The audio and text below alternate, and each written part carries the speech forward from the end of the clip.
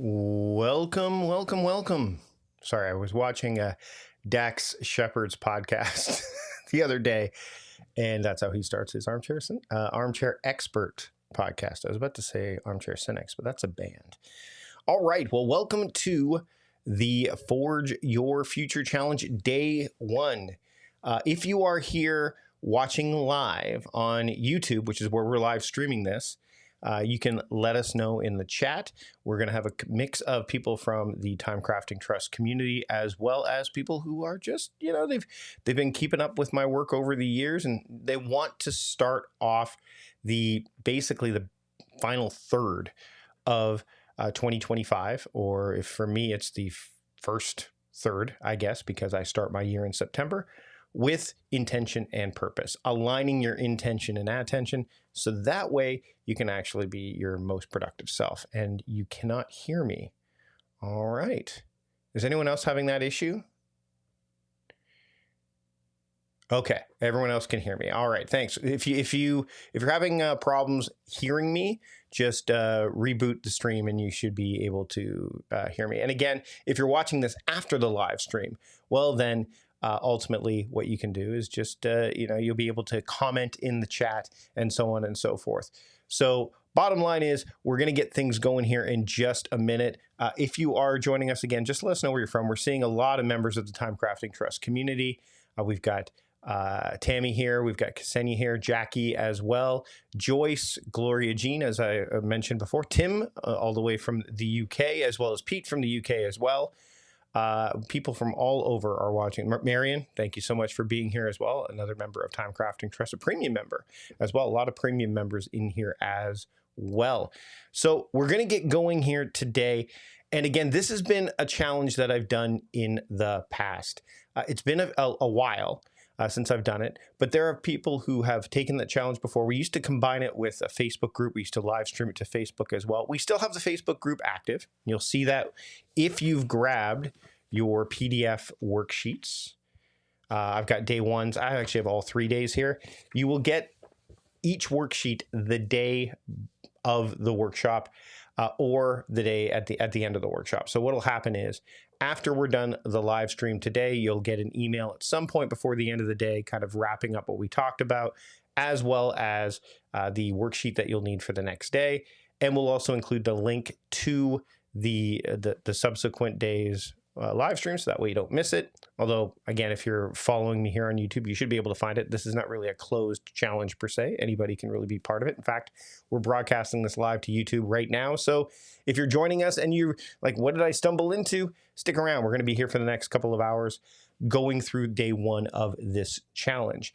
And that'll happen all the way through until the end of the challenge, which is, of course, happening on Friday. We're going to take 2 hours over the course of the next 3 days. There will be a bit of a breather in between, not too long though. We got a lot of content to cover in this 2-hour time period. It may not go the entire 2 hours as well, because we are doing this in a little bit of a different fashion with no live streaming to Facebook. As I mentioned, you can't really live stream into Facebook groups in the same way as you used to the last time I did this challenge, as well as we're only really focusing on YouTube with this. LinkedIn, sometimes we'll do it to there, but not this time around. We want to concentrate our efforts here.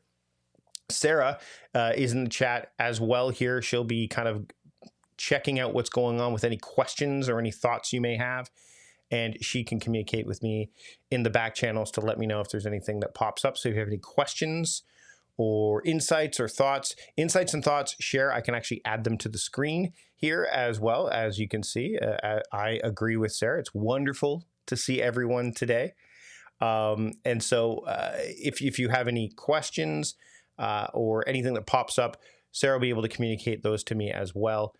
So I'll be sure to address them, but I want to make sure that we get all of the content out over the next 3 days as well. So that way you can make the most of not just this challenge, but again, the remainder of the 2025 calendar year. Good to see you, Ellie, as well. Now, before we really get going, I want to talk about the reason that I brought this free challenge back. And the main reason I brought this back is it was something that one member of my community kept bringing up again and again, Christina, who And it wasn't like she was bringing up like, Mike, you got to do it. Mike, you got to do it. You know, it was so great, but it would come up. And I remember doing it, and I went back and looked at what we had accomplished with the previous challenges. And this is, you know, years ago that we've done it, I think, a couple of times. And I said, you know, there's a lot of great stuff here that could help people really move forward with, again, the kind of things I want to share, not just in my community, the Time Crafting Trust community, but with my audience. You know, the idea of productiveness, the idea of, again, that alignment of intention and attention, and some of these core building blocks, which we're going to get into today, of course, today being day one, where we talk about awareness and clarity. And I felt that this is a good time to bring it back, especially in a world that has just gotten increasingly noisier. And we've just come out of, in the Northern Hemisphere, the summer period where there's been a bit of a, you know, a lull for some. But we are now, it tends to become a bit more of a productivity pressure cooker, for lack of a better. And Christina is actually in the live stream here as well. So those of you that are here and are like, hey, thanks so much for putting this challenge together, you can thank Christina for that as well. So feel free to give her a bit of a shout out in the chat if you want. But again, we're going into a bit of a productivity pressure cooker from September through to December, right? We come out of the summer months, and there's just a lot. I don't know about you, but I've, you know, kind of gotten into the month of September already, which is, again, the start of my year. It happens to line up with a Monday this time around. September 1st did.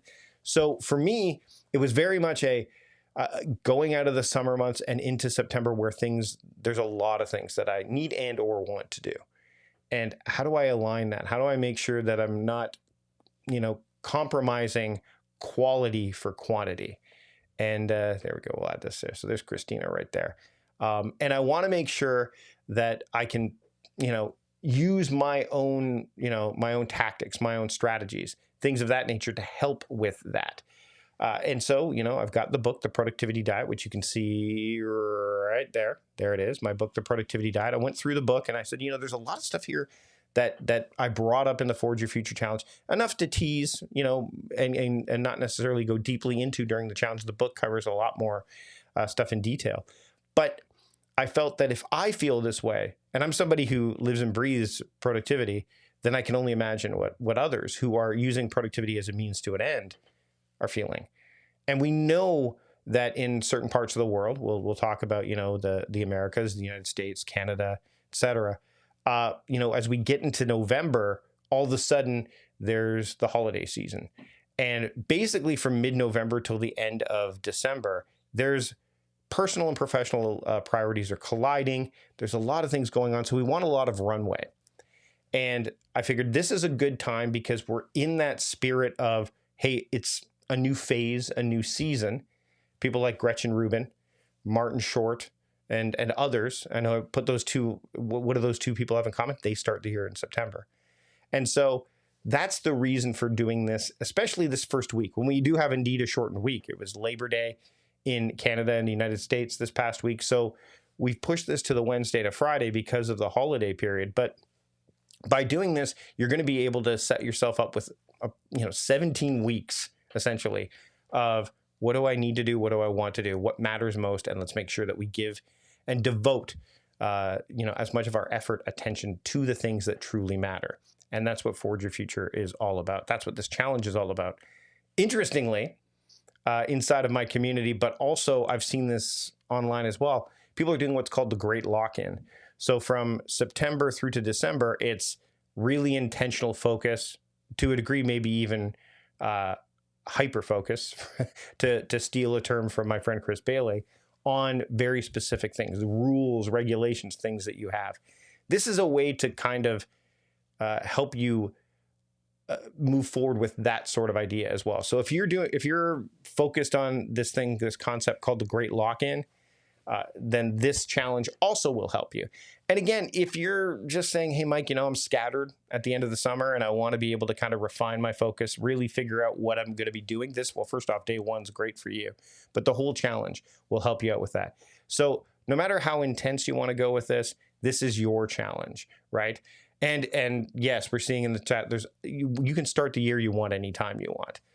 For me, it's September. Groundhog Day is another option. It's kind of my midway point, your birthday, and of course, typically January 1st. So without further ado, let's get into the challenge. So I'm going to bring up my, let's just get this ready here.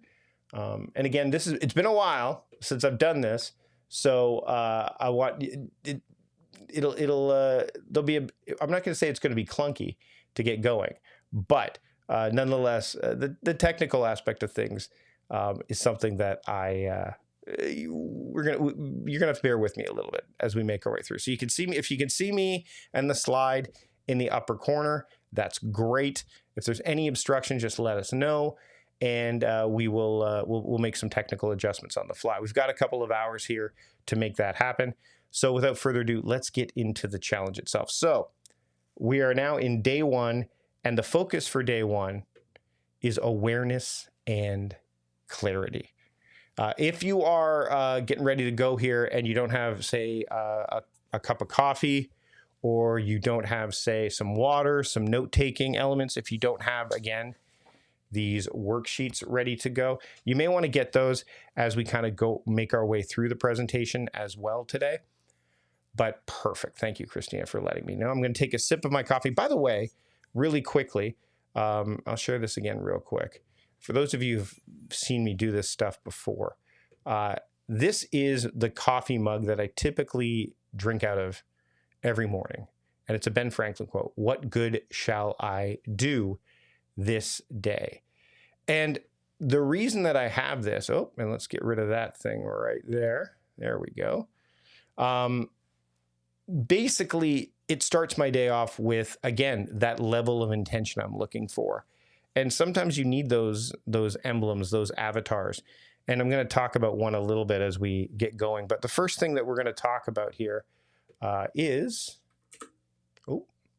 there we go. There we go. Awareness. That's the first element. We're going to go through both of these today. There will be some exercises and stuff that you'll be able to take part in as well. Without further ado, I'm going to take a sip of coffee and we'll get going. So first off, what is necessary to change a person is to change his awareness of himself. This is a quote from Abraham Maslow.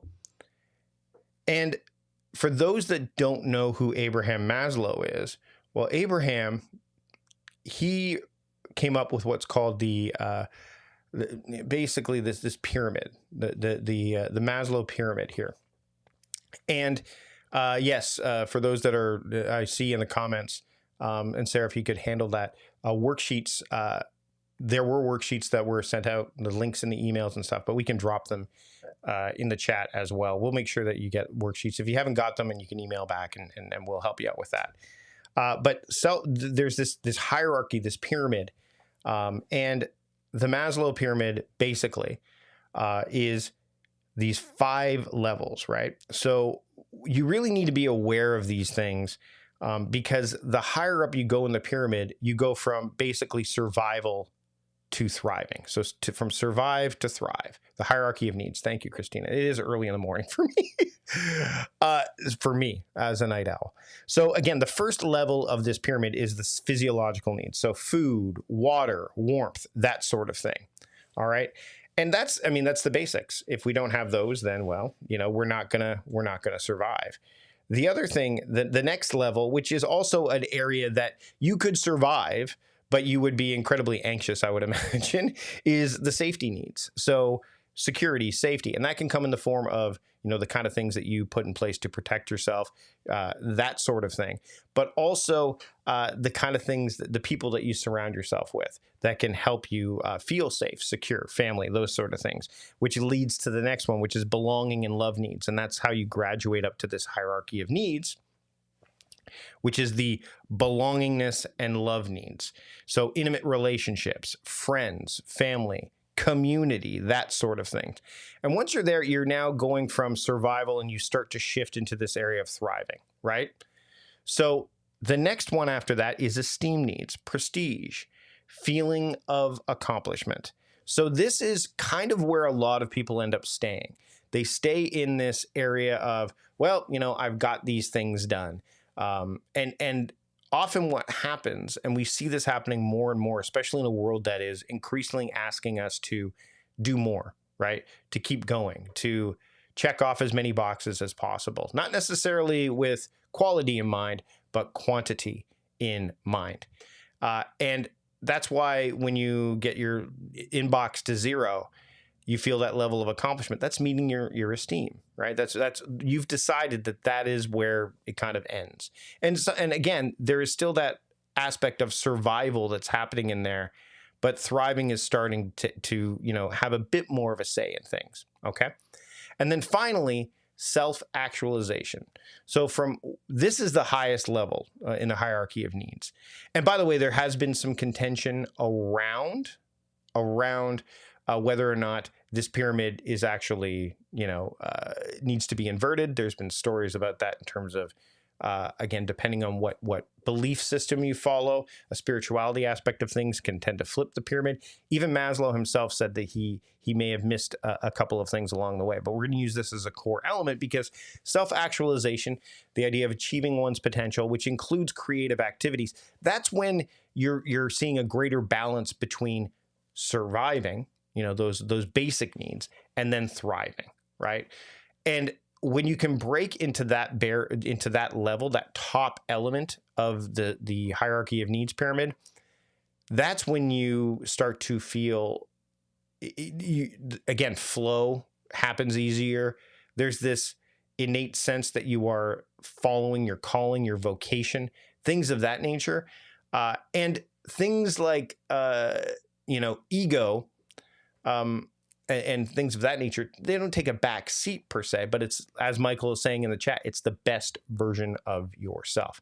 Now, it's very hard to stay in there all the time because, again, it's not necessarily the case that, the world kind of prescribes to say, hey, you can be the best version of yourself every single step of the way.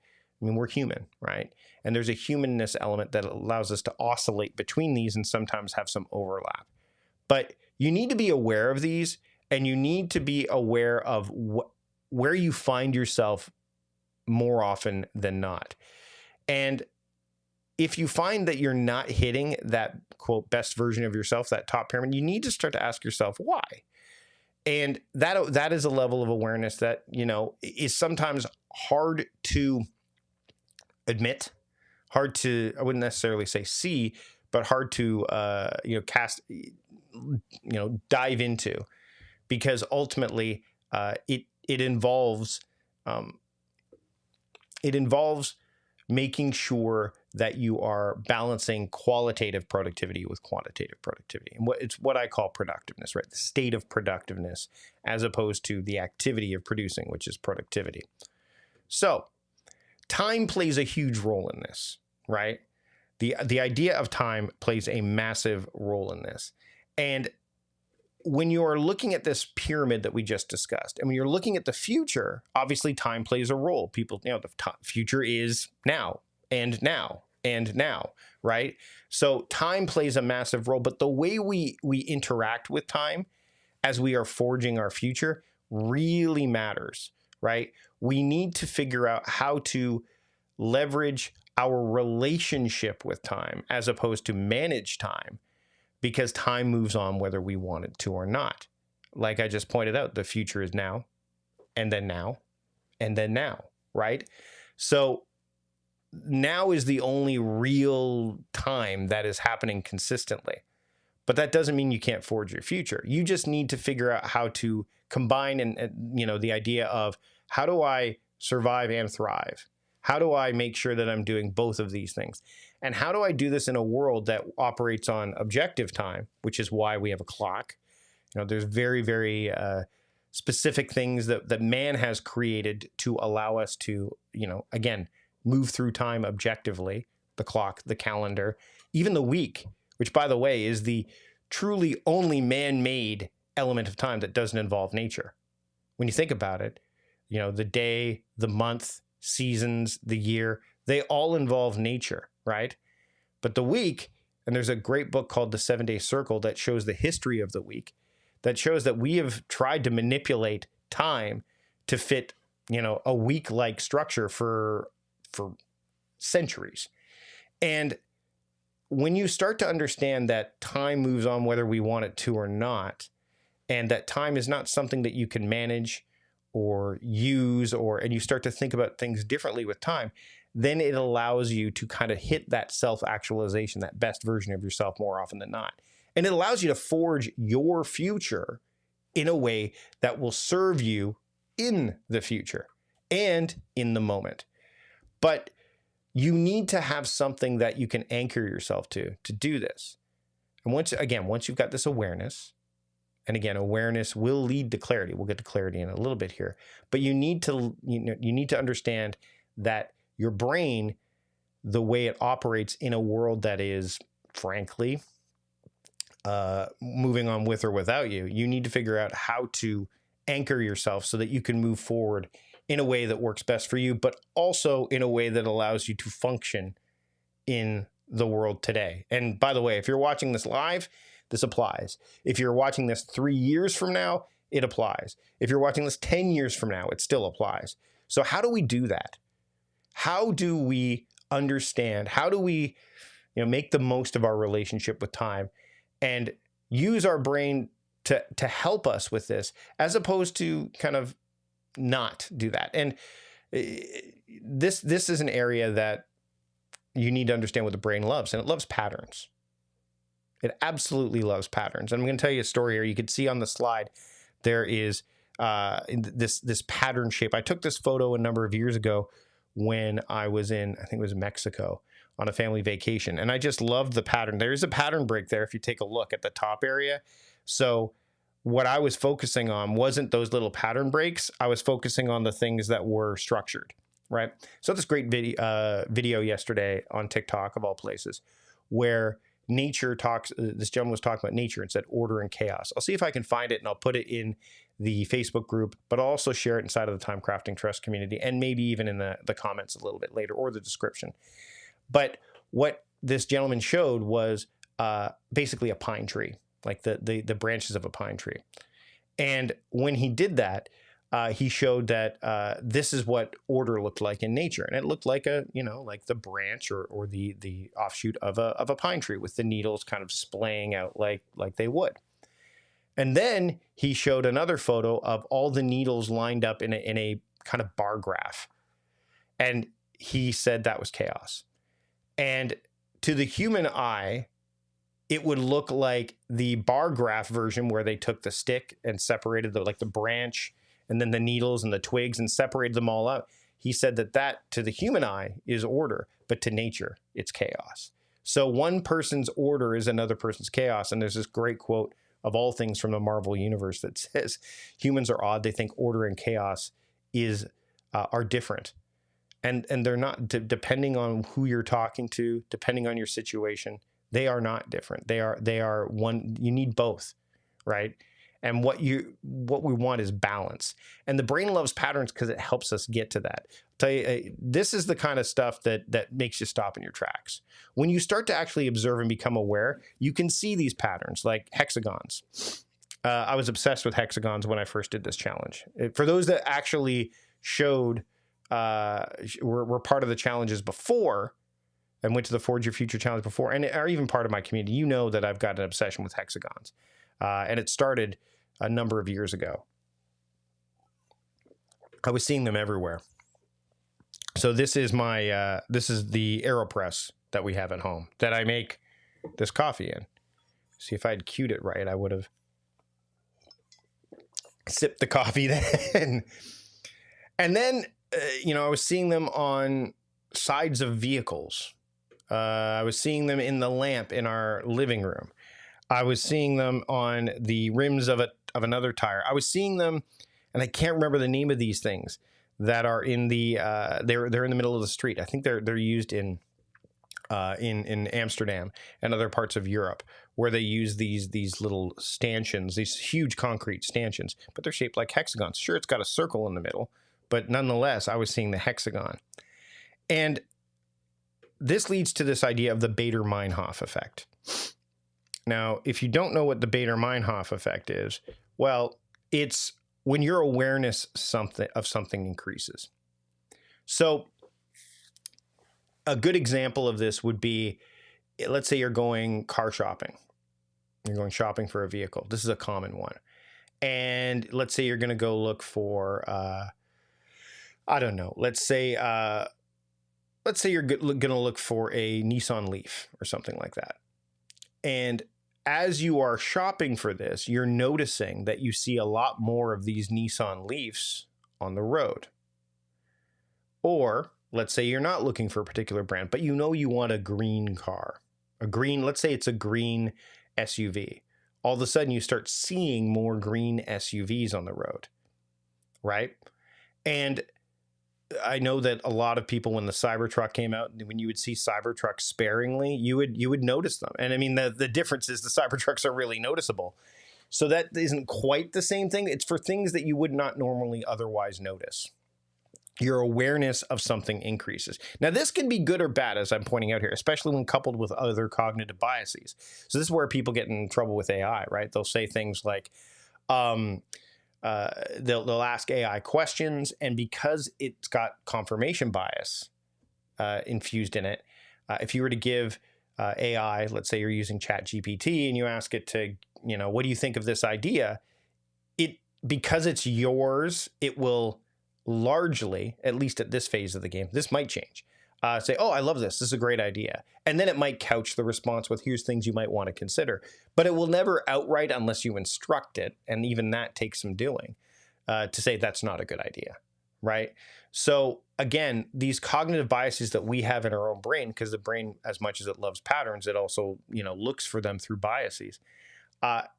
This means that this Bader-Meinhof effect can be a good thing or a bad thing, right?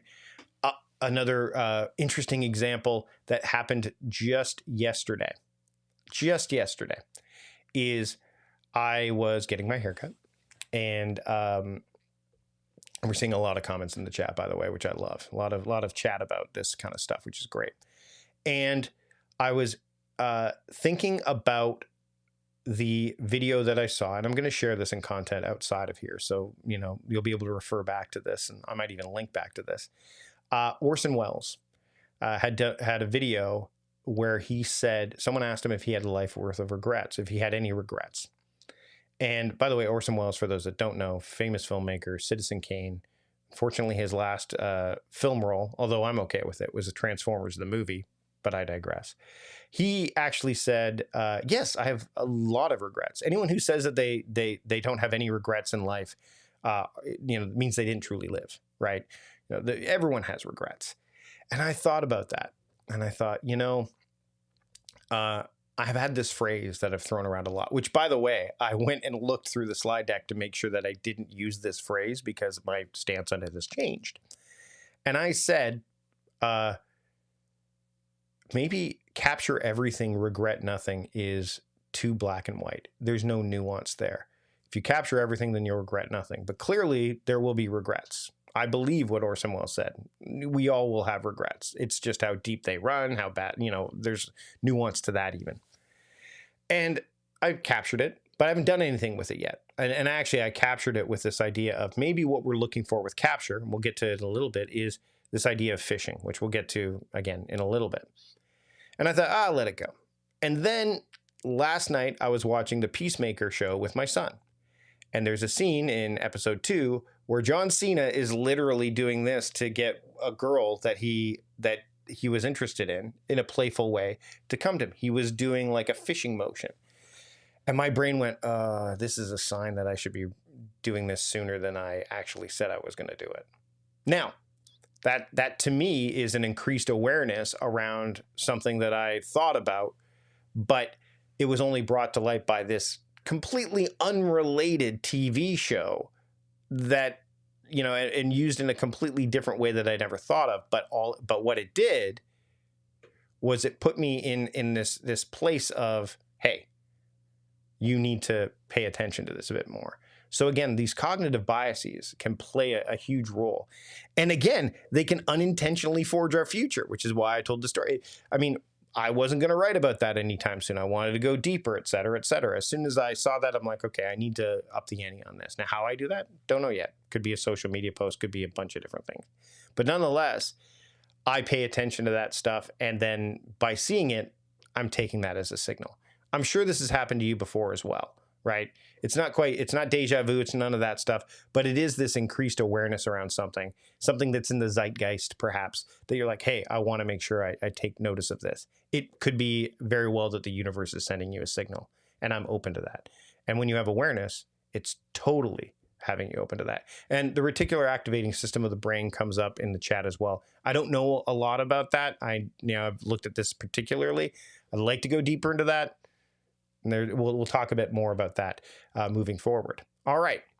So with that in mind, this quote from Amanda Lindhout, it really makes sense, because with awareness, once you have this awareness, then comes responsibility and choice, which is part of the reason why it's nice to shove things under the rug. Yeah, well, if I don't pay attention to this, if I'm not aware, then I don't have to do anything with it. I don't have to decide. I don't have to take responsibility. There's no accountability for it. I can just put blinders on. And again, our awareness can be something that we deliberately decide to kind of quash. It could be overridden by the signal coming at us from a variety of sources, right? And it can also be something that we kind of unintentionally cast aside. So it could be a variety of things. There's lots of nuance there. And when I read this quote, the first thing that comes to mind when I see something like this is this idea of when someone says to me that they're stressed out when I work with clients and I don't like my job and I feel like it's not fulfilling and there's way more to do than what I was signed up for, et cetera, et cetera, et cetera. I'll do something called a pattern break, and I'll say, well, why don't you just quit your job? And invariably, the person will say, well, I can't do that. I can't do that. Like, it's incredulous. But that is not true. You could quit your job. It's a choice. May not be the right choice, but you could quit your job. I did. I calculatedly quit my Costco management job and became ultimately the guy at the front door that was clicking and highlighting receipts, because I decided that the rewards or the perks of being a manager were no longer favoring me. And I wanted to focus my attention, my effort, my energy on other things. And so when you are aware of something, it brings everything to the forefront, and then you need to take responsibility for what you choose to do and choice of it in and of itself. So I think it's really important that, knowing this, you have to have these patterns in place to help you make decisions, to help you take responsibility, help you recognize what can wait and what needs to happen now. And of course, you need to create patterns to do that. So how do you create patterns? Like, what is the thing that you absolutely need to do to start creating patterns out of the gate? Well, first off, you need to pay attention. And I put pay attention here, but you could say invest attention if you want. Attention is the very thing that we are being, it's being taken away from us in either, something that we're choosing or something that's happening to us. You probably see a lot about this, reading a lot about this, hearing a lot about this. There's books been written about attention management. And if we can start there with this idea of not time being your most valuable resource, because again, you have a relationship with time. So you don't use time so much as you travel with time. Secondly, the idea of energy is a valid thing to consider. You're investing your energy, but the thing is that energy comes and goes, and how do you know where to devote your energy? How do you know where to spend that energy? Taylor Swift famously said on the New Heights podcast, which is the only podcast she's appeared on to date, she basically said, the idea of attention, energy being a luxury, and your energy is your day, right? But really what she was saying isn't just about energy, it's about paying attention. What are you paying attention to? And she talked a lot about that. And you'll find that most people who devote their attention, align their attention, pay attention, invest their attention in the right things, the things that they want to cultivate, the things that matter, then they're able to be more productive. Because, again, productivity, I've said this before, I'll say it again, this is one I will not backpedal on or backtrack on or change my mind on it to a degree, is productivity, being productive, is the alignment of intention and attention. What do you intend to do? How are you going to pay attention to it? If you don't pay attention, then your intentions will, you'll figure out, you'll wind up, how did I get here? This was not the future I intended, but you didn't pay attention to the right things. And it's hard because there's so many things vying for our attention, both internally and externally. So you have to pay attention. If you want to create patterns, you have to pay attention. So how do you start paying better attention? Well, the first thing is you need to slow down. I'll move me out of the way a little bit there. There we go. You have to slow down. So how do you slow down in a world that is not really wired for most of us to slow down in? By the way, I know there's several people that are in this, that are in they're in retirement or semi-retirement, or a phrase that a colleague of mine, a friend of mine, a doctor said, bonsai retirement, which is they've pruned things. So they've got this nicely shaped life that they've put together. But if you're going to do that, you can't rush through that. If any of you have ever done a bonsai, and by the way, a good friend of mine, Chris Ducker, whose book came out today, by the way, his new book, The Long Haul Leader, came out today. And his podcast episode dropped today for us as well. His appearance on my podcast. We have a live stream of him as well that we'll be able to share. I think it's already up. But he is somebody who not only loves bonsai, but he also loves Lego. You can't build those things incredibly fast, right? You know, if you're new to Lego or bonsai, you really need to slow down. But even if you're experienced, and believe me, with my son, I've made my fair share of Lego, and I've, taken some time to do some bonsai. You can't rush through that stuff. You have to slow down. It doesn't mean stop.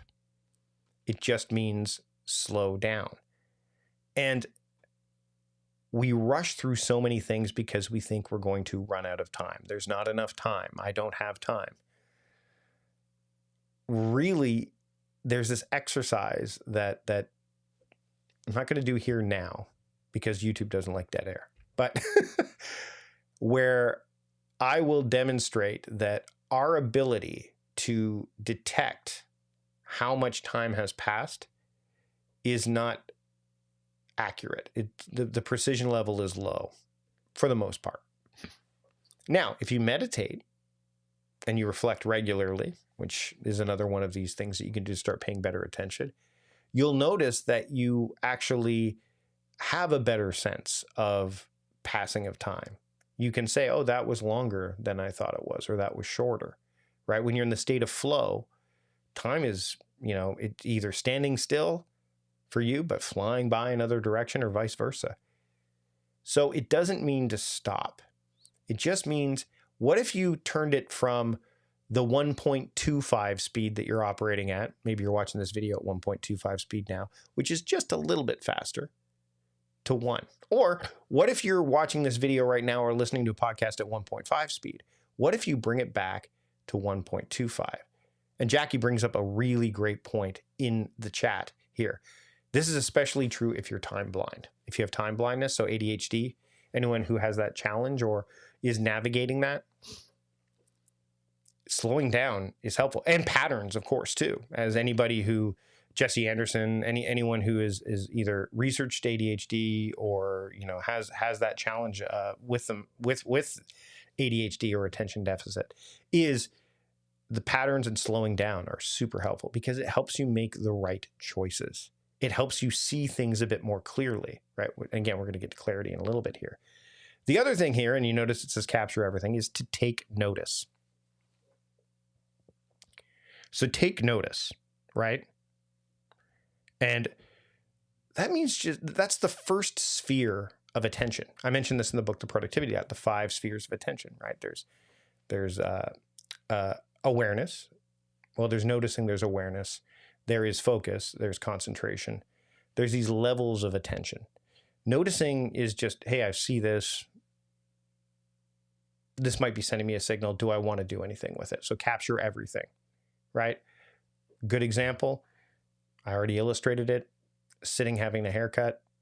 I thought about the idea of capture everything, regret nothing being not a good idea when the haircut was done, because I couldn't exactly capture it in that moment. I sat back, and once I left the haircut, I went outside and quickly dictated to my phone, hey, you need to change this. And because I took notice of that thought in my head, I now can do something with it, whether it's to take it to the next level, whether it's that level of focus or concentration, or whether I'm just going to let it go. I'm not relying on what's going on in here, which has a lot going on. I'm putting it in front of me.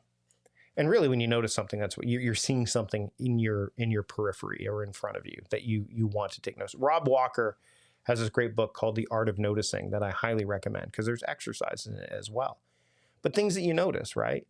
How many of you look up in the sky and see how blue it is? And if you're looking, I remember one time I was looking up and there was a tree that was just in my purview, but it was so green.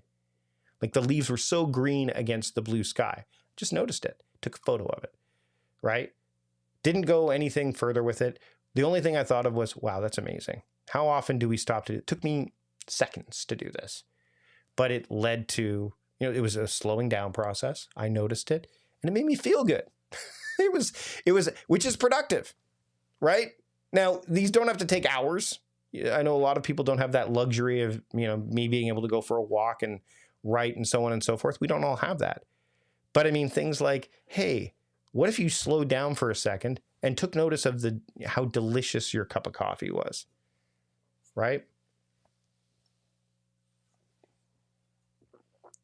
Like just those two things together.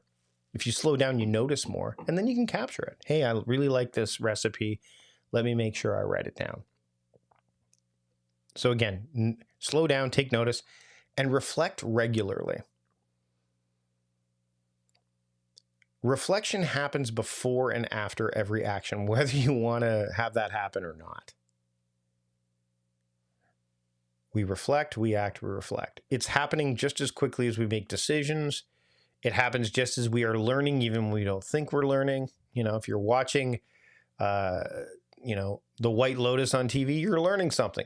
The entertainment factor is first, but the information factor is also there. You're being educated and entertained. It's just interchangeable. How do I know this? I don't know anything about The White Lotus. But if someone says, have you seen The White Lotus? No, I haven't.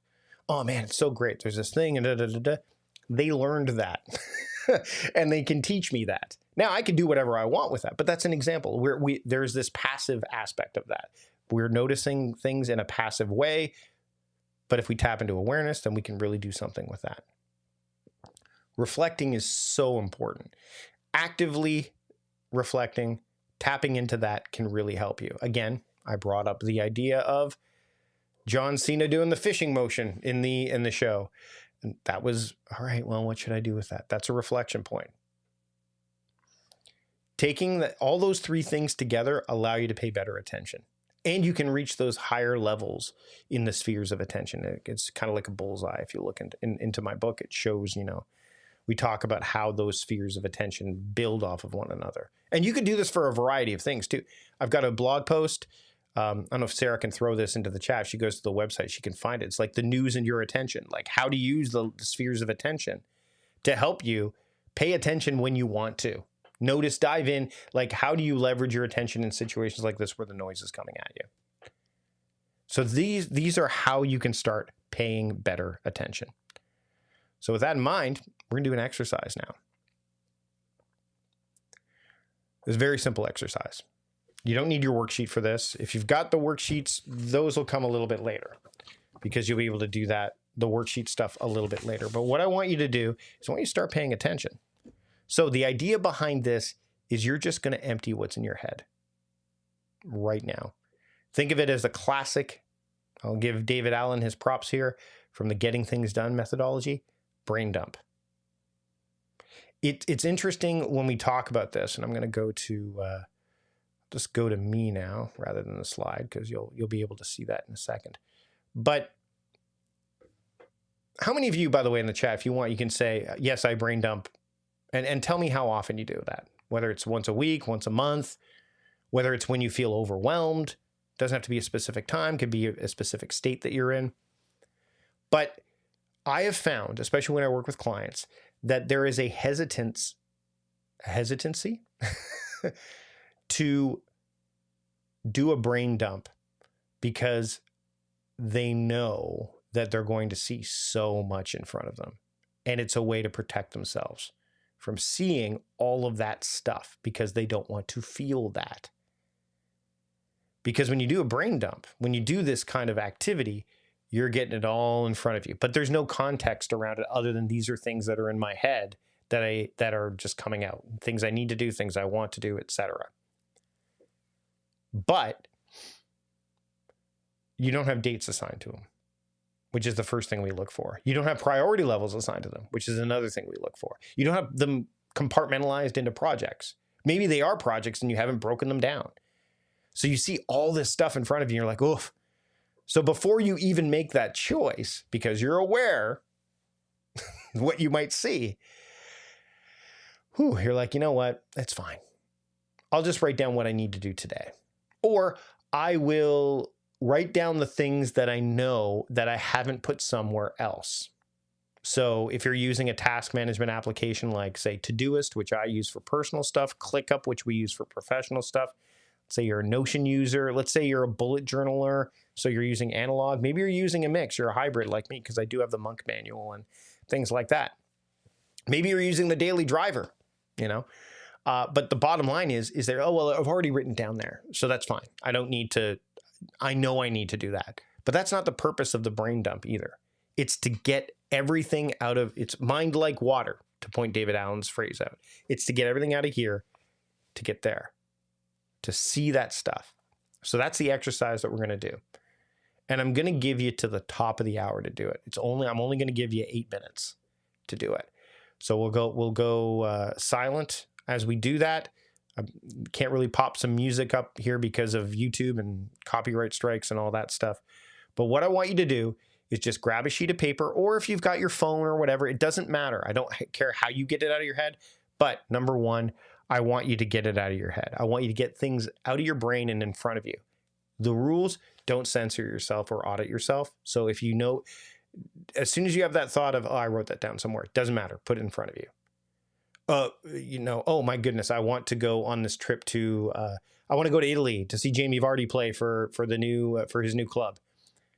But I don't think I'm going to go for a while, so I'm not going to write that down. No, write it down. Get it in front of you, whether you're using analog tools or whether you can use a digital tool. So I'm going to give you 7 minutes to work on that.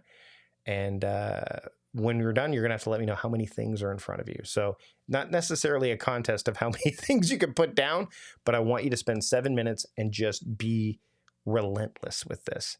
All right. So we'll start that starting now.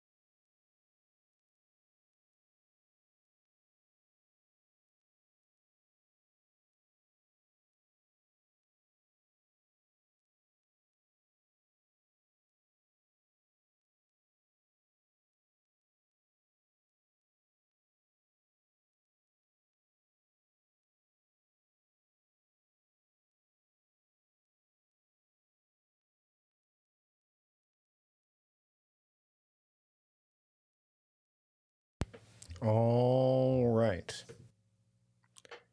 So now that we've wrapped that up, how far did you get? For those that are, I go back to, let's just go back to me so that way we can kind of get this off the screen for a second. There we go. So how we do with the brain dump? I know there's a bit of a delay between what I see and what's coming in the chat. And by the way, for those of you that are going to be looking for the additional worksheets, I know Sarah's popped some in there in the chat as well. We'll be sure to give you access to those in the emails that are going to go out later today. Just want to make sure that you have access to them because there are the sheets are essentially the same for each day. So how do we do with the brain dump? For those that are, so Jackie has 25 items. Joyce has 41. And I mean, again, you only had about 6 minutes. So Gloria Jean had 49. And by the way, I love what Ksenia said here. I'm going to put that in the chat. So when I talked about the idea of why you don't brain dump properly, for lack of a better term, it's resist because of what you might uncover. And it brings to mind something that I consume a lot of content. As a writer, I'm reading and listening and watching. And there's this great podcast series called The Plot Thickens by Turner Classic Movies. I've been listening to it for years. My friend Russell Lawlaker turned me onto it because we both are movie fans and such. But the most recent one was about Joseph Mankiewicz, who was, and the story specifically was about the movie Cleopatra, which is, we're talking 60 plus years old at this point. And just the story of the production of that, which involved Elizabeth Taylor, Richard Burton, Rex Harrison, all stars of the classic era. Really well produced podcast. But there was this one particular thing that got me. And it was at the end of the final episode where during the end of Joseph Mankiewicz's life, because he was a writer first and foremost, he had writer's block. Like he really struggled with it. And the host, Ben Mankiewicz, who happens to be his great nephew, said that his writer's block possibly could be just, from a creative, blockage, but also, and I found this interesting because this resonated, or it was to protect himself from more criticism, from more ridicule, because that's what happened after, like he took a bit of a beating. His early career, great. Second half, for the most part professionally, took a bit of a beating. And I thought about that. I'm like, that's interesting. So a lot like what we're talking about the brain dump is you resist kind of without believing you're resisting because you're trying to protect yourself from seeing everything, from being overwhelmed. It's that survive versus thrive. It's that, that really strong part of your mind, your brain, the one that's been around longer than anything else, versus the reasoning one, the higher reasoning one that says, no. Just because I see it in front of me doesn't mean I have to do it. It's just, let's get all the information before we make a choice here. It's like, nope, don't need to. I don't want to feel that way. So here's how I'm going to protect myself. And I thought about that because we all do that. As a writer, I do that. And there's things that I've, there's reasons, or, for lack of a better term, maybe excuses, where it's like, why didn't I get that done? Well, it's because I had writer's block, or there's something else for me to do, or what have you. When really I got to protect myself from putting myself out there. I don't want to feel imposter syndrome. I don't want to feel like this is too challenging for me to do. I don't want to get criticized. Marion did 31 items. Joe said too many, but I like how you put the number 2 there, Joe. Ksenia kept veering off into reflection. See, that's another thing too. So I posted a YouTube video this week already that's called You Can't Do Both at the same time. And it's Stephen Pressfield talking about this in The War of Art. Actually, he talks about Do the Work, but The War of Art's on the cover of the YouTube video, where it's the idea of act, reflect, act, reflect. Ksenia, you should watch that video if you get a chance. It's really short. It's like 2 minutes. But the bottom line is that if you're spending time, reflection can be there's that nostalgic aspect of it too. There's this like, why am I doing this again? Like in the instance of the exercise, it was blind action, for lack of a better term. Get it out of your head. Don't evaluate, don't analyze, just do it. And we see a good number of folks that obviously chimed in and said, hey, here's how I did. If I'd given you more time, you would have gotten more. It would have slowed down because the things that were top of mind would very easily show up rather than not, right? So they're the ones that are going to pop out to you. Sometimes those are the most important things, the things you've been procrastinating on, the things you've been delaying, the big projects, etc. And sometimes it's the things that are easiest to do, because again, that activity of producing is often heralded more than the state of being productive. And quantity is often, the deciding factor between how productive you are versus the quality of what you do. And so I would challenge you to keep that brain dump stuff, and we'll go back to the keynote here. I would keep the brain dump stuff. Don't do anything with it. We're not going to do anything with it right now. But as we're talking, as I'm going through the rest of this presentation, if something else pops to mind, write it down. Just get it in front of you. Put it wherever you did that. Remember, you can come back and watch this again later. So if you're like, oh, Mike, I missed some stuff, go back and watch it. It's a live stream right now, but the replay will be available, so you can watch it anytime. But there will be some stuff going on in the background. We talked about the RAS. There's stuff that's going to be going on in the background while I'm talking about this. Resist the, well, I'll capture it later because I really want to pay attention to Mike. I'm actually giving you, because I can't see you doing it. If this is in a live setting, it might be a bit different, especially if you're typing, but I can't see you, I can't hear you. So if you have something come to mind, write it down and then get back to it. That's a good habit to cultivate. As a matter of fact, that's going to help us move into the next phase. So we've already talked about awareness and clarity. Now, let's talk about, the idea of focus, clarity. You can see here that this is a lake, not unlike a lake that I was up in the Yukon a number of years ago, and it was crystal clear to the bottom. It was a lake called Patricia Lake, which I have a fondness for because my mom's name is Patricia. And you could see clearly the reflection of the mountains onto the water as if it was like a mirror, right? Now, if you look at this image here, there's a lot of blur around it, and then you've got this clarity right dead center. But you can even see there's choppy water there. So notice that the main image, the horizon looks clear, but there's still some choppy water there.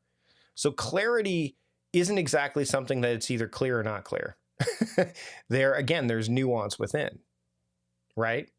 A good example, a big project that you're working on. You know that there's a big project. You're clear about that. You can see what the objective is. You know what you want to get out of it, but all the stuff that's involved, that's a bit muddy. There's a little bit of, there's choppy waters there.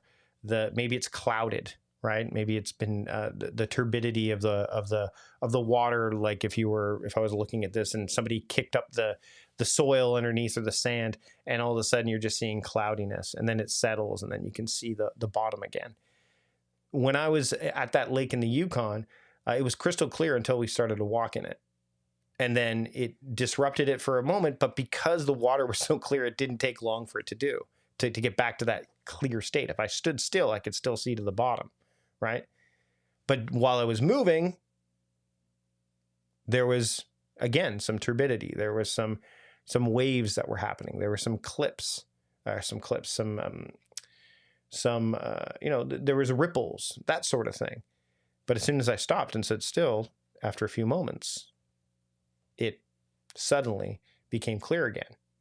By the way, if I was moving really quickly through the water, what do you think would be happening to the water? It would not be as calm.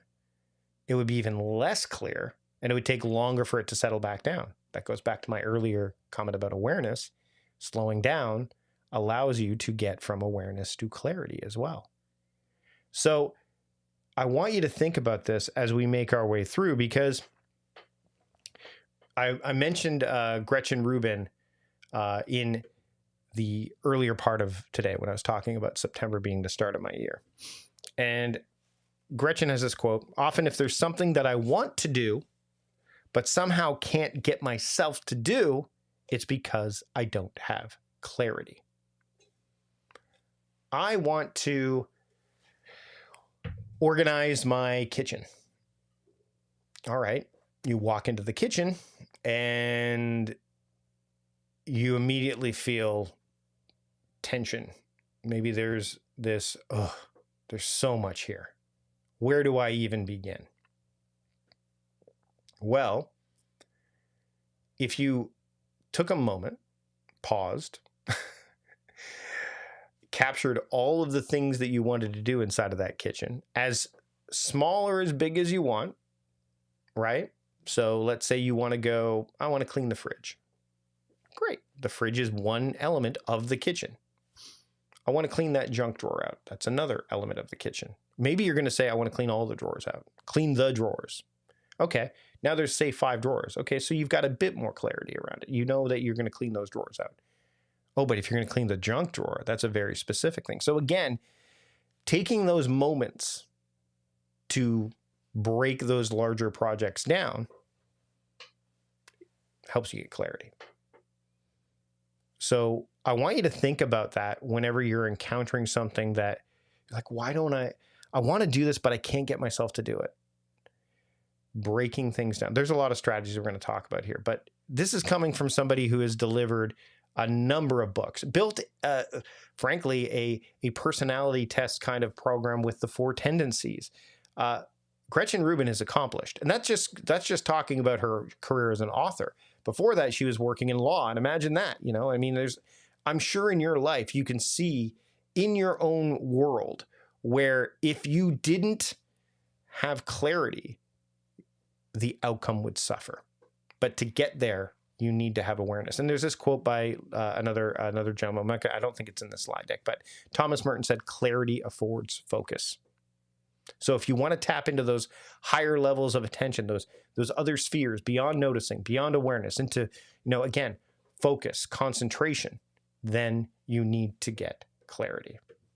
So here are some things you can do. I want you to craft some awareness and clarifying tactics that you can do. I'm going to bring this up on the... So Tim brings up a really good point. Uncertainty, lack of clarity is the number one reason for my procrastination. Any uncertainty at all can be sufficient to completely throw me off track. What's interesting, there's 2 things that I find interesting about that at first read. Number one, uncertainty and lack of clarity together. What really, for lack of a better term, sucks about this is that there's so much uncertainty in the world. There's so many things that we are not certain about. And as much as I don't follow all of the things that Tony Robbins said, although his programs did help me get to where get me on the right path to where I'm going now. He said humans crave both certainty and uncertainty. So uncertainty is nice because there's a novelty to it. I don't know what to expect, that sort of thing. But that's different than a lack of clarity because, if you're going to watch a football game, you're uncertain, right? You're uncertain about it. You don't know what the outcome's going to be. You don't even know who's going to play. You don't know what the plays are going to be. There's an entertainment factor there. You also, again, be educated if you want to learn a bit more about football. Or for me, football of the actual feet type, Jamie Vardy, for example. But I think the key here is you have to try to engineer certainty. That's what, that part of your brain that wants those patterns. Try to engineer certainty within the uncertain. So again, often uncertainty can be found in large projects, right? Especially creative ones, large creative projects, because you don't necessarily know where it's going to go. But if you have some structure, some scaffolding that gives you the ability to say, oh, well, what? I know I'm definitely going to have to do a table of contents. I know I'm definitely going to have to write 500. Like if I write 500 words again and again and again, then I will get to that level. So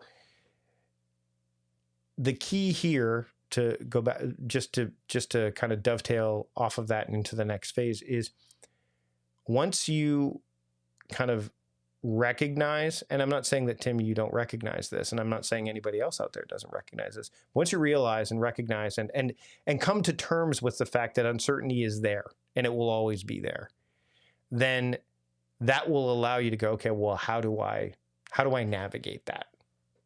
What do I do? What's a trigger that will allow me to take action when I don't know what's next. So again, maybe trying to find the familiar in the unfamiliar, try to find the certainty in the uncertainty. But yeah, it can derail you.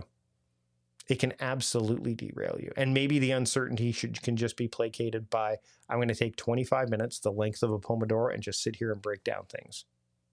Instead of getting distracted by reflecting on, why is it so uncertain? That's not the problem you're trying to solve. The problem you're trying to solve is taking action. And so taking that action of, all right, what are the steps?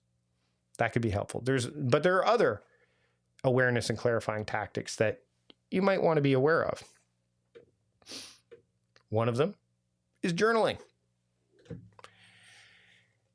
Anyone who's been following my work for a while knows I'm bullish on journaling. Actually, it's fun. I was watching another video yesterday. Tony Hale, famous for Arrested Development, Veep, also played, I believe he played Forky in the Toy Story movies as well. Someone asked what they do first thing in the morning. He was being interviewed. He goes, journaling. I don't think he mentioned morning pages, but I imagine it might be that. Journaling is one of the best things that you can do to kind of help that reflective progress, the reflection that you're doing, actually bear fruit. Help you either make changes, course correct, double down, validate, that sort of thing, right?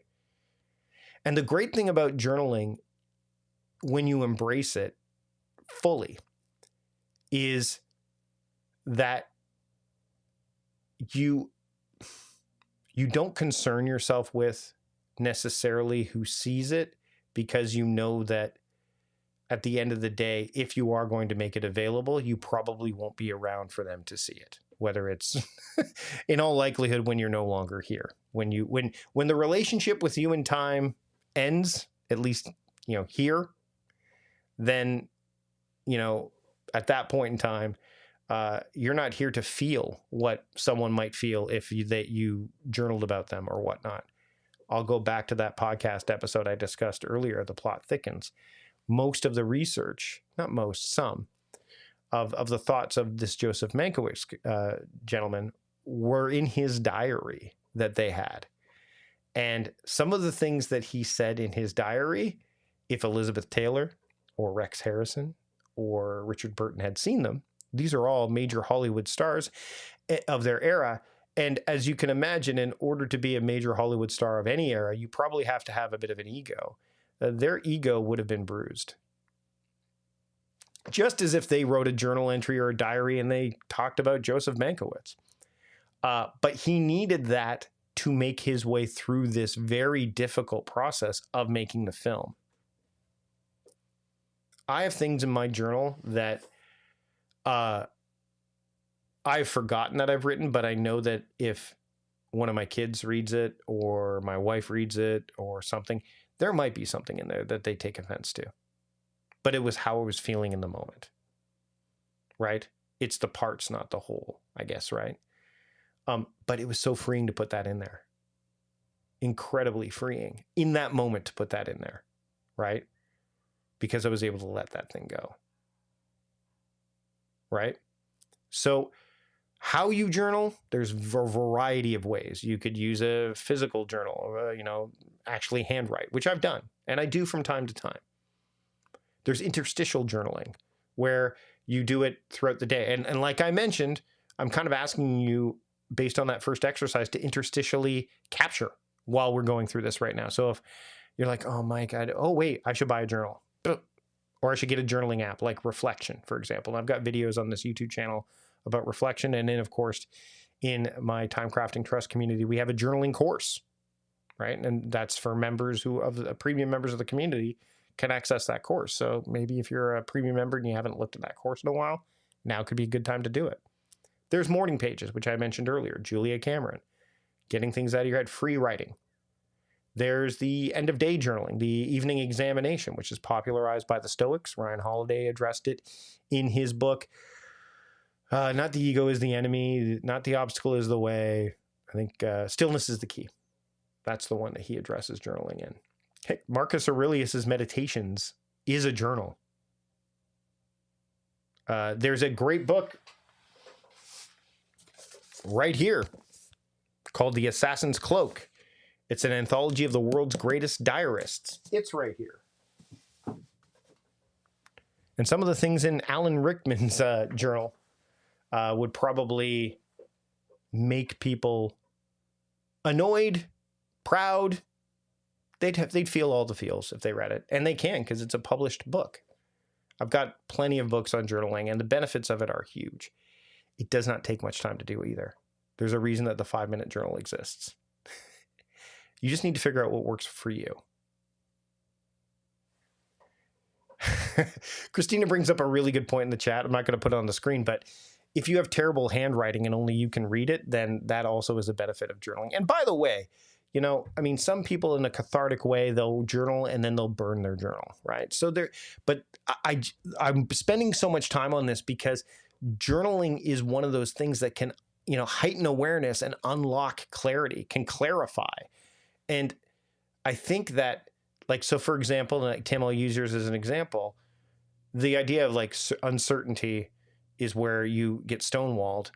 That could be a journal entry. Like, why? What can I do? How do I do that? How do I break past that?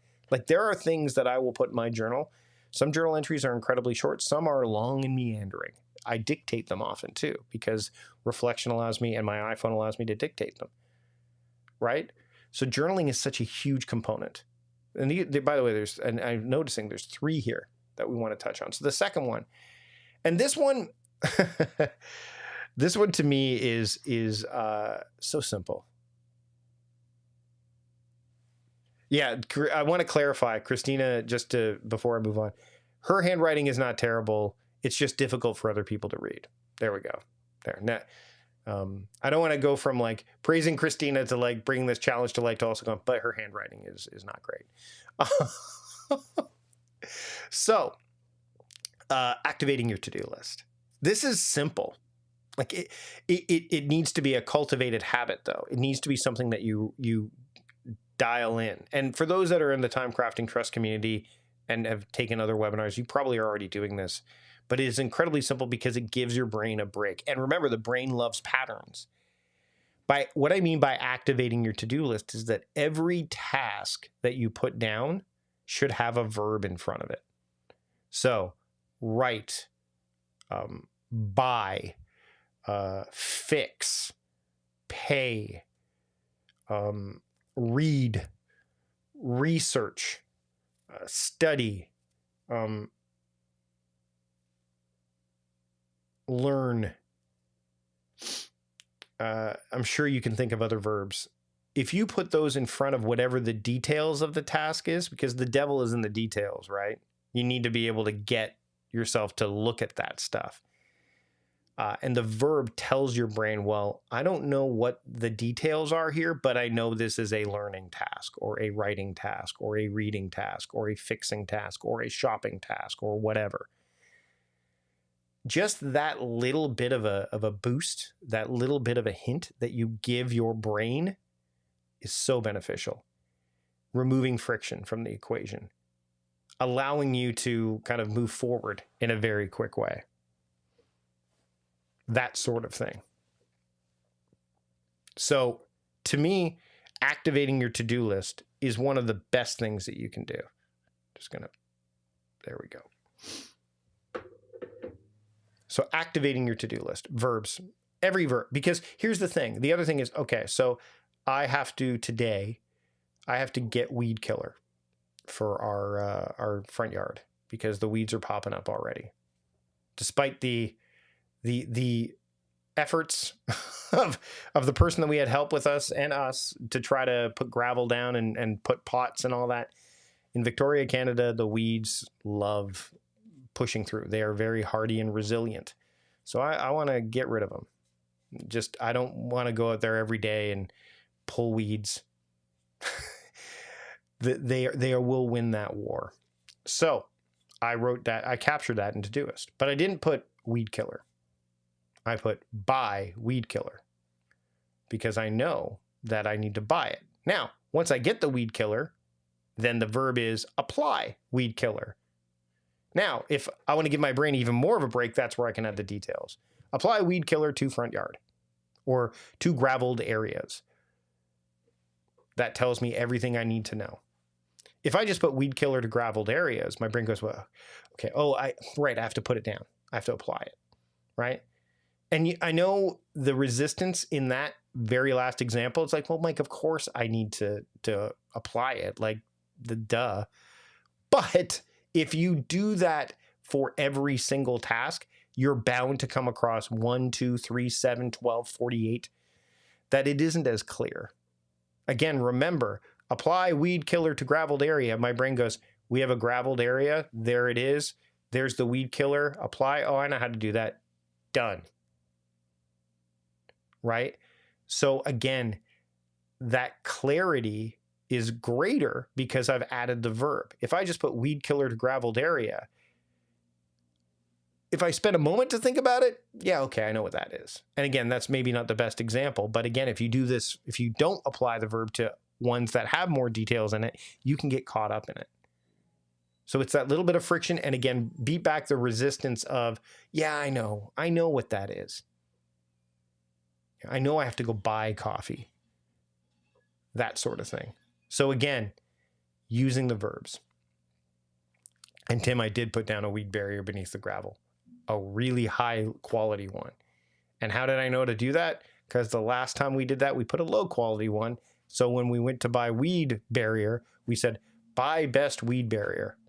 But like I said, they are resilient. So what we'll do is probably apply weed killer and put more gravel on top. So we'll double down. And that isn't in my list. So if I put that on my list, add more gravel to graveled areas, I know what to do. And I actually would know why. But at this point, that's not what I'm talking about. The first step is just to apply the weed killer. But nonetheless, activating your to-do list is a very fundamental, simple thing to do, but you need to do it consistently so that you can leverage its simplicity, its sustainability, its durability, right? And its flexibility too, because you don't necessarily need to write down all the details of the task either if you put a verb there. Buy coffee. Great, I know what coffee is. Buy coffee for X. Well, there's a bit more details there. So again, the verbs are such a huge help, and that's how you activate your to-do list. Finally, the last tactic I want to share with you is micro-meditation. So this is the Questlove treatment. And what I mean by that is in this book, Creative Quest by Questlove, who is the drummer for The Roots, who is part of the late night band, but they've been around for a long time. In his book, he talks about like taking micro meditations. So 30 seconds here, 30 seconds there, different times throughout the day, just to slow down, breathe, rest, recalibrate.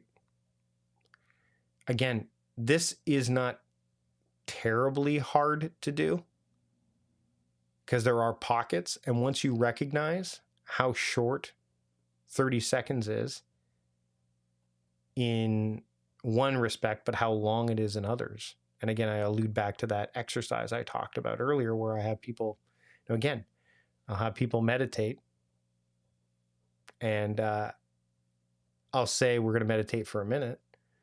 I don't say we're meditating. I say, don't do anything for a minute. And then all of a sudden we come back and people are feeling frazzled. Some people feel really calm. People who meditate are very much like, oh yeah, that didn't feel like a minute. It just felt, I'm like, well, it wasn't. It was 42 seconds or 48 seconds or 51 seconds. We are not good at gauging how much time passes. So 30 seconds is both not a lot of time, depending on your perspective and what you're doing, and also plenty of time just to take a cleansing breath. Focus on nothing. Just focus on your breathing. Any kind of micro meditation you can do. And if you're wearing something like a Fitbit or an Apple Watch, they actually have that stuff built right in. So there's apps for that. There's an app for that. So again, though all three of those, and you don't have to use all three, but they are all good tools to have in your toolkit. And as I mentioned earlier, clarity affords focus. Thomas Leonard. When you have clarity, you have focus. And that, to me, is the step you need to take so that you can forge your future. You can't really forge a future when you don't have a clear sense of what you want that future to look like. Uncertainty at all. So all of those tactics, coupled with the things that you should do to heighten awareness, can get you to those levels of attention where you're being productive because you're aligning your intention with your attention. All right. So as we get close to, we're blazing through this a bit. But as we get close to wrapping up, I want to talk about the exercise for today. And as I said, we set aside 2 hours because there can be, as we get into day 2 and 3, I think there's a bit more exercise-oriented stuff that we'll do, so on and so forth. So I want to make sure that we have that available. So today's daily exercise. So this is where you will get the worksheets available. So if you don't have it yet, don't worry. Don't worry. I'm going to leave each of these questions up on the screen so that way you can either write them down or screenshot them, and then you can grab your worksheet after we're done here, or after you're done watching the replay of this, if that's what you're doing. So number 1, first question I want you to answer is, what have you been aware of about your relationship with time and tasks that you found challenging to fully deal with, and why? It's a pretty ornate question. There's some depth to it because, like Tim alluded to one already, the idea of whenever there's uncertainty, it stops me in my tracks. No matter how small or big the uncertainty is, I go into freeze mode. Or any of the other ones that we hear. Martha Beck's book, Beyond Anxiety, she talks about that in her book, the idea of these different things that anxiety can do, and internal family systems comes up in it, and things of that nature. But this question is one that you probably want to sit with. We're not going to do this live during the live stream today because it's not something I want to put the timer on per se. I want you to again, dwell on this a bit. And it could be very simple, your answer. I may have already just helped Tim, but there could be more things. I didn't say what is one thing that you're aware of, but what have you been aware of about your relationship with time and tasks that you found challenging to fully deal with, and why is that the case? So that's the first question. The second question. So of the awareness and clarifying tactics that I've shared, what awareness and clarifying tactic will you use to keep yourself from ignoring that awareness so you can maintain clarity and move forward with focus in the future? So basically, what are you going to do to mitigate this? I want to be clear. There are several tactics I mentioned. The 3 most recent ones are kind of the ones that we're focusing on here, but you can go a little bit further back. Maybe you've got one that you find works for you, and we can discuss it again in the Facebook group. If you're part of the Facebook group, if you're a member of the Time Crafting Trust community, we can discuss it in the event space for the Forge Your Future Challenge, or even in the lounge where everybody can see it.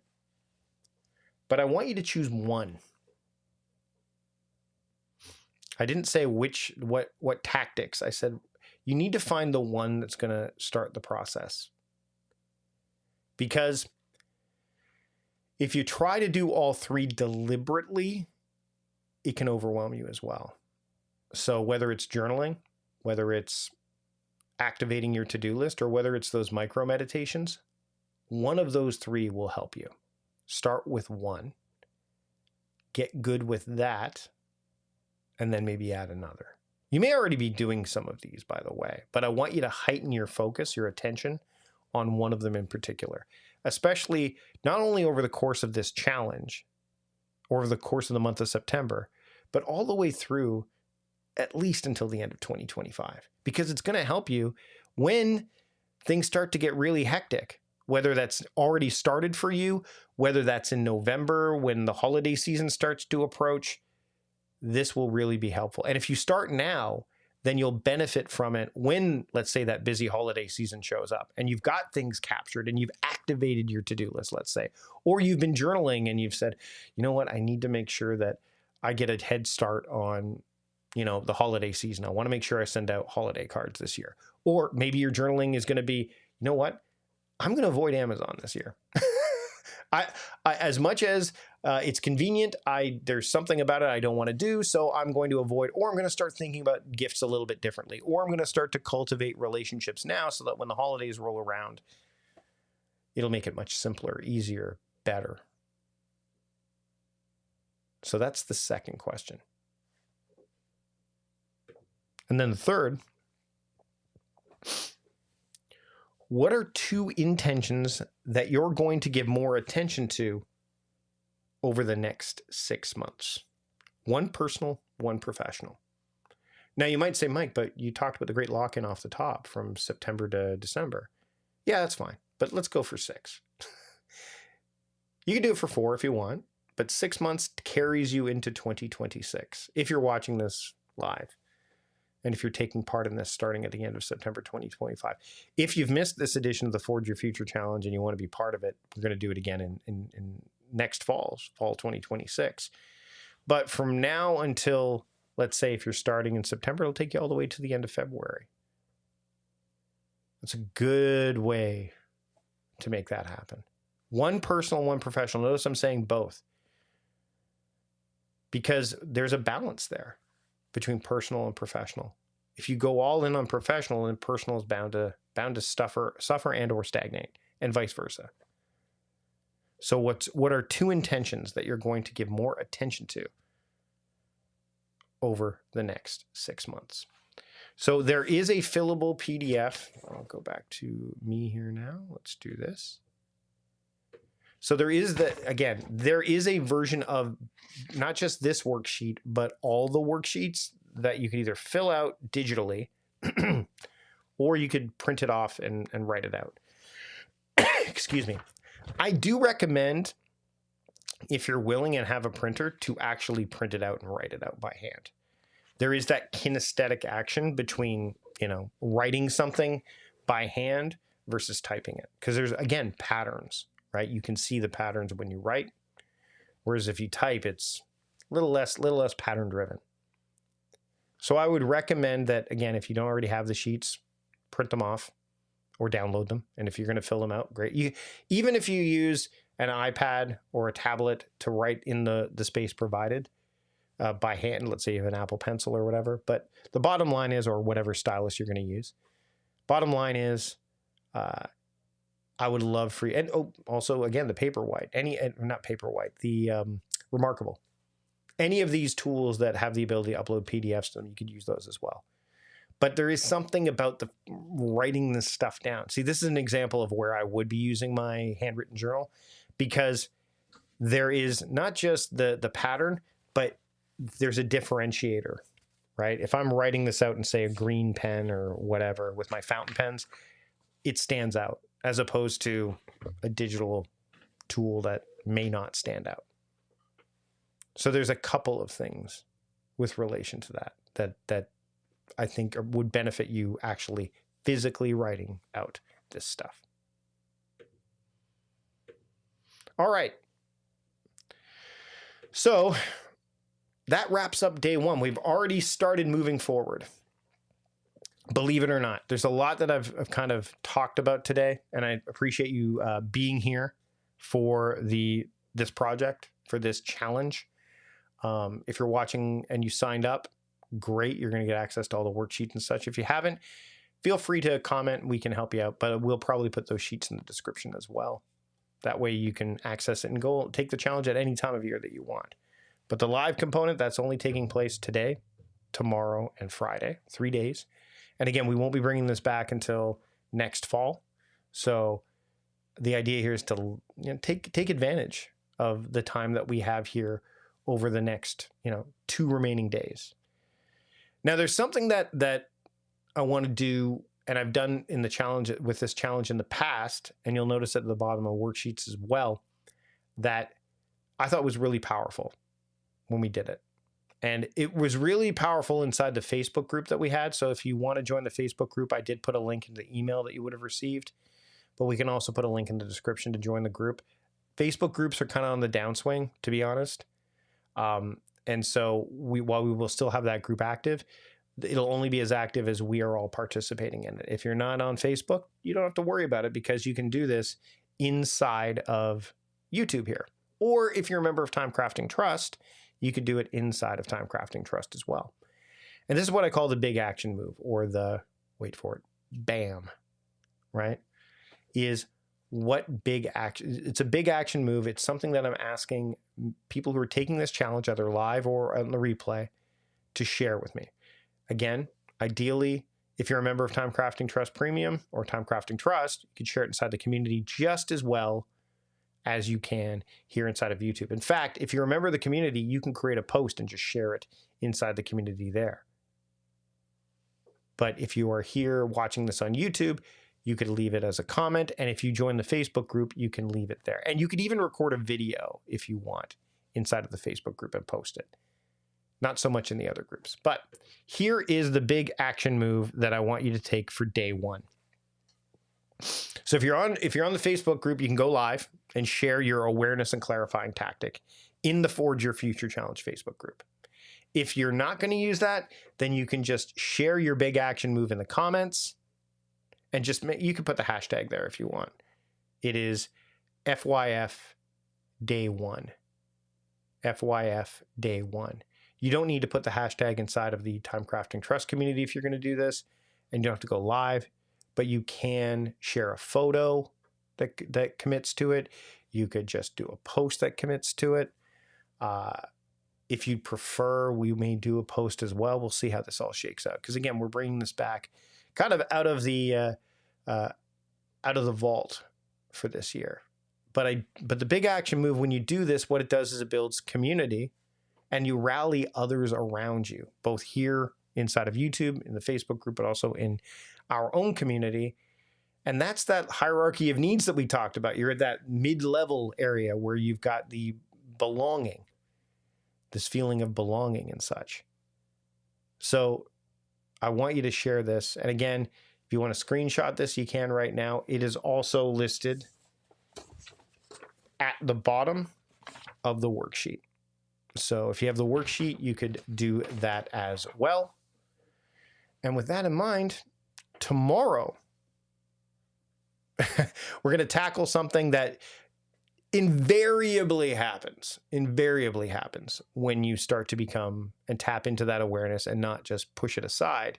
And once you get clear about things like, oh my goodness, there's so many things. How do I overcome the overwhelm that I might be facing, either as a result of what we've talked about today, which can happen, or just general overwhelm? And there's like ingredients inside of overwhelm that we're going to get to tomorrow. The day 2 of the challenge is perhaps the one that, if you're going to be here live, is the one to be here live for, because it will set your mind at ease a little bit about how to deal with overwhelm. But I don't want you can't really move on to day 3 of the challenge without at least taking part, either live or reviewing the replay of day 2. Because frankly, all the days build upon one another. But if you skip day 2 and you've only done day 1, you're going to have a hard time dealing with this overwhelm that you're going to feel in some way, shape, or form. So whether you can be here live or can't, take in day 2 before you move on to day 3. And then day 2 is happening, of course, Thursday. Friday is the big finale for day 3. So with that in mind, we're going to wrap things up here. I'm going to go back to, I'm happy to answer if anyone has any questions or thoughts in the chat. We've got about 15 minutes left. I'm happy to answer any of those. I know Sarah's monitoring it. I'm going to share Ellie's comment here as we get, to kind of wait and see if there's anything that pops up. But Ellie says, I'm already doing the activating my tasks. I've tried journaling several times, but I cannot do that perfectly. So I will do micro meditations. I want to highlight this. And Ellie, I'm not, again, this is curiosity, not judgment. But the biggest thing, why I put this on the screen, just like I did with Tim's, is just to illustrate that just like there's never not going to be uncertainty, you're never going to be able to do journaling perfectly because there's no one way to journal. So when I was at Costco years ago, many years ago, Jim Sinegal, who and again, I was listening to that Armchair Expert podcast, which I talked about off the top. Dax Shepard and they all loved Costco, and the acquired folks have done a whole podcast episode about Costco's business model. And by the way, you can thank Jim Sinegal and Costco for Amazon Prime. But for me, the one thing that Jim said that resonated with me, and I actually have a letter that I wrote to him, and he wrote back, which is great. But he said the pursuit of perfection is, for lack of a better term, stupid. He didn't quite say that, but he said the pursuit of perfection is not what we want. We want excellence. So some people pursue perfection knowing they'll only hit excellence, but your version of journaling is going to be different than mine, than Tim's, than Sarah's, than Gloria Jean's, than Ksenia's, than anybody else here, than Joyce's. I applaud you for taking micro meditations under, because it's still a form of reflection. But don't dismiss isn't the right word. Oops. Don't give up on journaling because you don't feel you're doing it right. Doing it is right. I guess for lack of a better term. All right. Well, I don't see any questions. I know I've thrown a lot at you during the course. By the way, if there's questions if you're watching this after the fact, you've got questions, put them in the comments and I'll be able to answer them and address them there as well. If you're watching this within a certain time frame, if it's been a few months since, it may not happen as readily, but during the actual broadcasting of this over the course of like the next few days and well into the month of September, I will be monitoring the comments here. So I'll be able to answer questions that pop up there. And if you're inside the community, we can easily address them inside the community as well. You have access to me in the community as a direct message as well. So you should be able to direct message me as well. So with that in mind, we're going to wrap things up a little bit early today, but that's okay. Gives you time to get started on your worksheet as well as sharing your big action move. And with that in mind, we're going to wrap things up for today. I want to thank you for joining me, and let's make the most of our time here.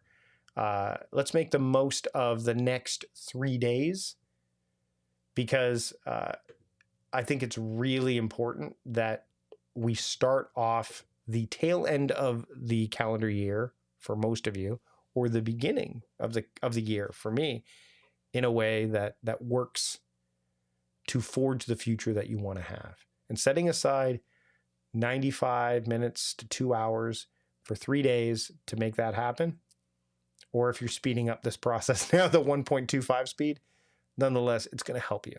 Okay? So with that in mind, we'll wrap things up for today.